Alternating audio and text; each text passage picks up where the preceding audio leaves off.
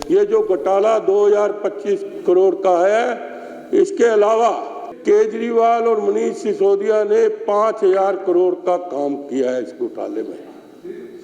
और वो पैसा कहाँ गया? वो पैसा एक क्यून चल रहा है ना,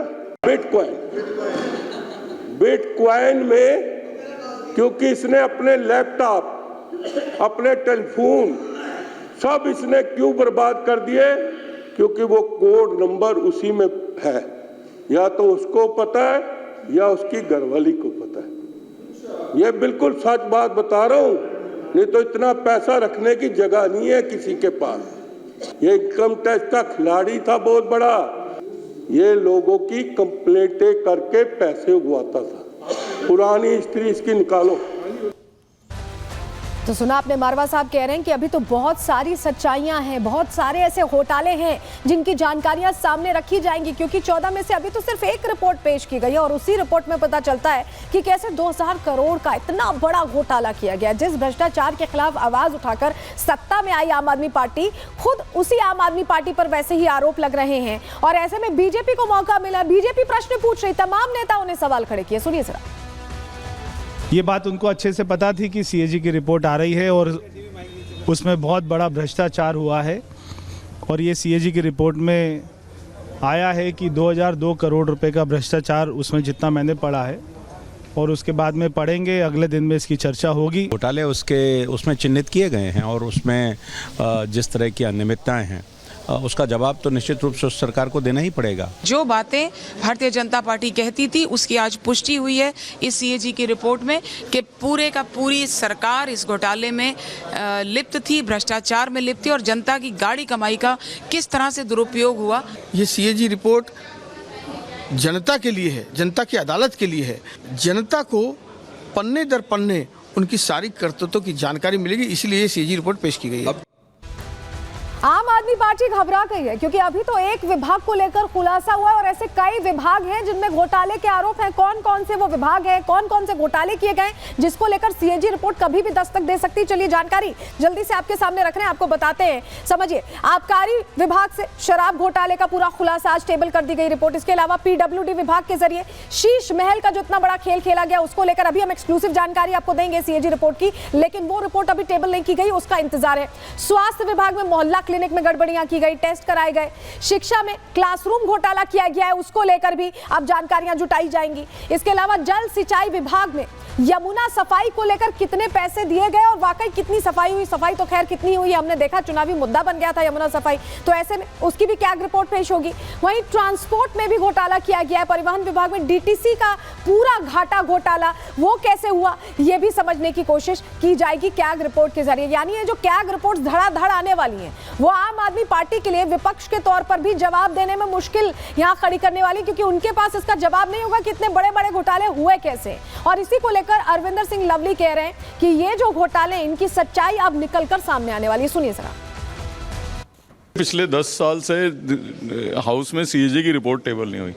जो पार्टी अन्ना हजारे जी का आंदोलन पे बनी हो, यानी कि वो आंदोलन क्यों हुआ था कि सीएजी रिपोर्ट में ये आया था कि भ्रष्टाचार हुआ है।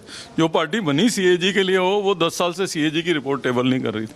अब सीएजी की रिपोर्ट टेबल हो गई है निश्चित तौर पे। हालांकि अभी फर्स्ट पार्ट हुआ है इसका, अध्यक्ष जी ने बताया कि भी बहुत सारे पार्ट आने बाकी हैं, तो निश्चित रूप से इनका जो करप्शन है वो एक्सपोज होगा और इसी रिपोर्ट के डर में बाबा साहब की फोटो के पीछे छुपने की कोशिश कर रहे हैं। 2000 करोड़ से ज़्यादा का रेवेन्यू लॉस है और उसको छुपाने की कोशिश पूरी पिछली सरकार कर रही है, क्या कहेंगे आप? दुर्भाग्य है और मैं समझता हूं कि पर अब समय दूर नहीं जब दूध का दूध पानी का नहीं होगा, और निश्चित रूप से ये सीएजी की रिपोर्ट जो है और बाकी के पार्ट्स जो सीएजी की रिपोर्ट के हैं वो पूरी तरीके से इनके करप्शन को एक्सपोज करेंगे। देने से लेकर के टेस्टिंग तक के उसमें भी घोटाले किए गए। देखिए, मैं अभी इसलिए कमेंट नहीं कर रहा हूं कि सीएजी की रिपोर्ट अभी मिली है, इसको ग्रहण करेंगे, लेकिन मोटा मोटी ऊपरी ओप से देखने में आता है कि ये सरकार पूरी तरीके से लिप्त है। तो सुन रहे हैं आप, अरविंदर सिंह लवली ये कह रहे हैं कि ये पूरी तरह से घोटाले में लिप्त रहे हैं और एक एक खुलासा, एक एक कैग रिपोर्ट सच्चाई सामने लाके रख देगी। जनता के सामने शीशे की तरह सब साफ हो जाएगा कि इन्होंने किस तरह से सरकार संभाली, सत्ता संभाली, बड़ी बड़ी बातें कट्टर ईमानदारी की। शीश महल को लेकर अभी टेबल नहीं की गई है रिपोर्ट, लेकिन रिपब्लिक भारत के पास एक्सक्लूसिव कॉपी है। और क्या खुलासे हो रहे हैं शीश महल को लेकर, बहुत हैरान करने वाले खुलासे, जानकारी आपके सामने रख रहे हैं, आपको बताते हैं चलिए कैसे ये खुलासे हुए। शीश महल से जुड़ी सीएजी रिपोर्ट भी पेश होने वाली है, हालांकि अभी कब होगी इसका इंतजार है। एस्टिमेट से 342%, 100% नहीं, 200% नहीं, 300% नहीं, 342% ज्यादा खर्चे में ये सीएम का बंगला बना। बंगले के रेनोवेशन पर 33.66 करोड़ रुपए खर्च किए गए हैं और रेनोवेशन के खर्च को उचित ठहराने के लिए पूरा खेल खेला गया, क्योंकि आप सोचिए अगर 342% पैसा लग रहा है जो एस्टिमेट था उससे, तो कितनी उसमें चेंजेस की गई होंगी कि इतना पैसा खर्च हुआ है। पीडब्ल्यूडी ने 1 वर्ष पुरानी दरों को अपनाया, पहले 4 कॉन्ट्रैक्टर्स का चयन मनमाने ढंग से किया गया, उन्हें जिसको फायदा पहुंचाना था उस लिहाज से चयन हुआ।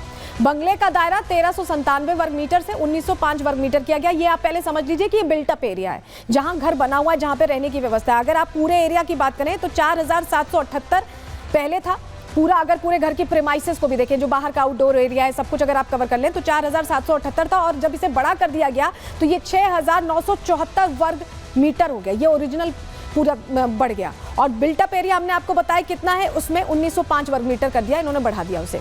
रेनोवेशन में टेंडर प्रक्रिया को फॉलो नहीं किया गया, टेंडरिंग नहीं फॉलो की गई, जिसको पसंद आया उसे कॉन्ट्रैक्ट दिया गया। घरेलू उपकरण लगाने में 18.88 करोड़ रुपए खर्च किए गए, 18 करोड़ 88 लाख। इस खर्च को एक्स्ट्रा आइटम्स के रूप में दिखाया गया, ये नहीं बताया गया कि घर में सामान लगाए गए हैं, ये एक्स्ट्रा आइटम्स के तौर पर यहाँ बताया गया। हमारे सहयोगी मृदुल शर्मा पहुंचे, क्योंकि बीजेपी इस बंगले को खोलकर जनता के सामने रखने वाली थी, पत्रकारों के सामने रखने वाली थी। हमारे सहयोगी पहुंचे, रिपोर्ट उन्होंने क्या तैयार की दिखा रहा है। इस काले गेट के अंदर ही वो शीश महल है जिसमें करोड़ों रुपए लगाए गए, और वो पैसा किसका है ये आज दिल्ली की जनता सवाल पूछ रही है। लेकिन सबसे बड़ी और अहम बात आज मैं आपको बताने वाला हूं, जो रिपोर्ट में पढ़ पा रहा हूं, उस रिपोर्ट में कई सारे खुलासे हुए हैं। वो ये बताती है कि एक तरह से अनियमितताएं की गई हैं खर्चों में। खर्चे कैसे किए गए, करोड़ों रुपए के टाइल लगा दिए, करोड़ों रुपए के पर्दे लगा दिए, और वही आज सवाल उठाए जा रहे हैं कि आखिर आम आदमी पार्टी सरकार में ऐसे कैसे नियमों को ताक पर रखा गया है। मैं अपने सहयोगी कैमरामैन निशान से कहूंगा कि वो तस्वीरें दिखाने की कोशिश करें। ये अंदर की तस्वीरें हैं दर्शकों, हम आपको दिखा रहे हैं, किसी को अभी जाने की इजाजत नहीं है। और बीजेपी की तरफ से लगातार कहा जा रहा है कि वो एक एक करके खुलासा करेंगे, जो एक एक ऑडिट रिपोर्ट है हर घोटाले की वो पटल पर रखी जाएगी, और उसके बाद दूध का दूध पानी का पानी हो जाएगा। लेकिन आज बहुत सारे सवाल दिल्ली की जनता पूछ रही है कि आखिर करोड़ों रुपए क्यों इस शीश महल में लगाए गए। तो करोड़ों रुपए पानी की तरह बहा दिए गए शीश महल पर, और अब बीजेपी ये कह रही कि इसे म्यूजियम बनाएंगे, इसमें मुख्यमंत्री नहीं रहने वाली है। जिस तरह से पैसे खर्च किए गए हैं वो दिखाया जाएगा जनता को, पत्रकारों को भी। तो वो जब तस्वीर सामने आएगी वो तस्वीर हम आपको दिखाएंगे। लेकिन डीटीसी घोटाला भी एक है, उसको लेकर भी मुश्किलों का सामना आम आदमी पार्टी को करना पड़ेगा, सवालों का जवाब देना पड़ेगा। कैसे हेरफेर की जिस बस से आप आते जाते हैं, चलिए आपको बताते हैं, जानकारी आपके सामने रख रहे हैं। दरअसल सीएजी रिपोर्ट में डीटीसी के घाटे का भी जिक्र किया गया है। 14 रिपोर्ट्स में से डीटीसी की रिपोर्ट भी तैयार है, यानी ये भी मुश्किल बढ़ाएगी। 2015-16 में डीटीसी का घाटा 25,300 करोड़ रुपए था, और 2021-22 में घाटा बढ़कर 60,750 करोड़ रुपए हो गया। कितने गुना ये घाटा बढ़ा आप समझिए। रिपोर्ट में घाटे की कई वजह बताई गई हैं। क्या क्या वजह हैं? कम बसों की संख्या और किराया न बढ़ना बताया गया है। इसके अलावा डीटीसी की योजनाओं की कमी बताया गया है, उसको लेकर कोई एक्शन प्लान नहीं बना आम आदमी पार्टी सरकार में। दिल्ली सरकार की अनदेखी सबसे बड़ी वजह है, क्योंकि इस पर ध्यान ही नहीं दिया गया। डीटीसी की 45% जो बसें थी वो पुरानी हो चुकी थी और उनको वैसे ही इस्तेमाल किया जा रहा था, घाटे में चलाई जा रही थी, इसके और किसी का ध्यान नहीं था। परिवहन विभाग संभाल रहे जो मंत्री थे उनका ध्यान भी नहीं था। और इस बीच देखिए ये सब जो टेंशन है आम आदमी पार्टी के लिए, उससे बचने के लिए आम आदमी पार्टी ने नई रणनीति अपनाई। पहले आपको सदन की तस्वीर दिखा रहे हैं, देखिए आम आदमी पार्टी ने उपराज्यपाल के संबोधन के दौरान लगातार हंगामा शुरू कर दिया, और हंगामा ऐसा शुरू किया कि उन्हें बोलने ही नहीं दिया। उसके बाद स्पीकर ने कार्रवाई की और निलंबित करना पड़ा, क्योंकि जिस तरह का हो हंगामा हो रहा था, राज्यपाल साहब बोल ही नहीं पा रहे थे। उपराज्यपाल सुनवा रहे हैं एक बार आपको। आतिश सिंह को पूरे दिन के लिए बाहर किया जाए, नियमितीकरण एवं किफायती आवास। सुरेंद्र सिंह को अपने आप में ही पूरे दिन के लिए निष्कासित किया जाता है।